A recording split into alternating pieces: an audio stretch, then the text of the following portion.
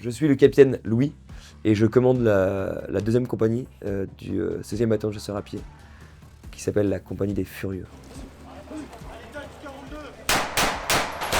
Donc le but de l'exercice au c'est de préparer les soldats à la guerre de haute intensité en zone urbaine et de travailler dans l'interarme, c'est-à-dire de résoudre des problématiques du combat urbain avec la synergie des différentes interarmes.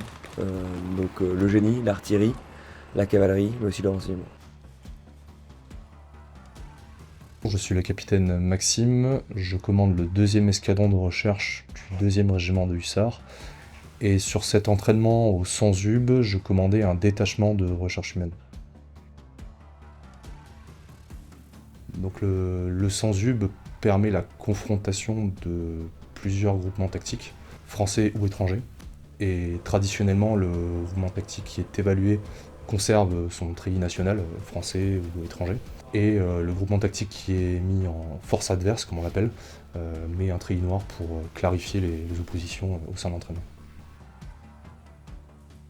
Donc la principale plus-value des équipes de recherche humaine à mon profit, c'est je pense le renseignement dans la profondeur. C'est-à-dire qu'en gros les équipes de recherche humaine m'ont permis de renseigner sur le 2e échelon ennemi et du coup d'anticiper très clairement la manœuvre de l'ennemi dans mon fuseau et dans un temps quasi instantané. J'avais des réponses très concrètes à mon questionnement sur le dispositif ennemi, sur sa manœuvre et sur ses points névralgiques. Le principal défi que nous avons rencontré intervient du fait que le 2e régiment de hussards et les détachements de recherche sont missionnés pour appuyer un corps d'armée ou une division. Et donc le fait d'appuyer sur cet entraînement-là un groupement tactique interarmes nous demande de travailler dans une temporalité et un espace de manœuvre beaucoup plus réduit, ce qui pour nous est un défi. Les équipes de recherche humaine ont très clairement participé à la réalisation de l'effet majeur du CDU, enfin mon effet majeur, puisqu'en fait elles ont anticipé mes besoins en renseignement et elles ont proposé des outils et des méthodes qui m'ont permis en fait de collecter un maximum de renseignements différents.